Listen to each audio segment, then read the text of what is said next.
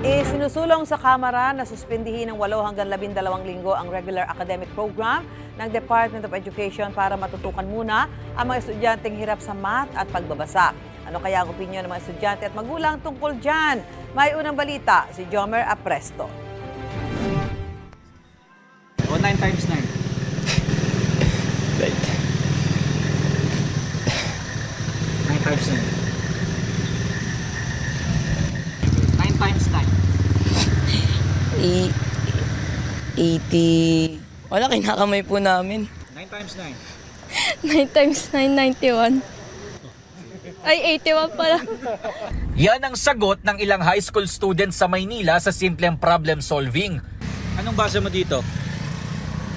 Colonel po. Ano? Colonel. Yan naman ang pronunciation ng grade 7 student na ito sa salitang kernel. Sa isang pag-aaral ng World Bank, lumabas na siyam sa bawat 10 batang 10 years old ang hindi nakakabasa o hindi naiintindihan ang mga babasahin na akma sa kanilang edad.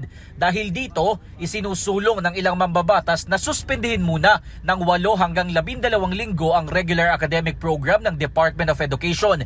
Yan ay para matutukan muna ang mga estudyante sa math at pagbabasa. Payag kaya dito ang mga estudyante? Pag yun yung ginawa namin, malilate po kami sa other subjects. So, parang madedelay po yung yung ibang subjects namin. Payag naman po.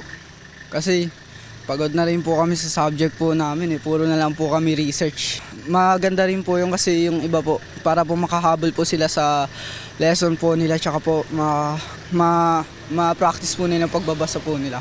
Ang tatay na si Rolando, hindi pabor sa nasabing panukala. Aniya mas maigi na ituloy lang ang programa ng DepEd at dagdagan na lang ang effort sa pagtuturo ng math at pagbabasa. Dapat ginaguide rin ng magulang mga bata para mas malaman nila yung pinag-aaralan nila. Para naman sa grade 11 English teacher na si Rezonel, dapat simulan ng paghasa sa mga estudyante sa grade 1 pa lang. Huwag ka mag-umpisa sa grade 7 kasi yung grade 7, mas mahihirapan na rin yung teacher dyan kasi dapat doon ka mag-umpisa sa pinaka-basic. Ganun po dapat. Nagsasagawa pa ng konsultasyon ng DepEd sa iba't ibang sektor tungkol dito.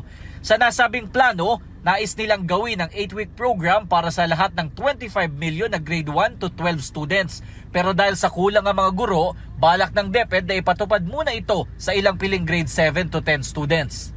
Ito ang unang balita, Jomer Apresto para sa GMA Integrated News.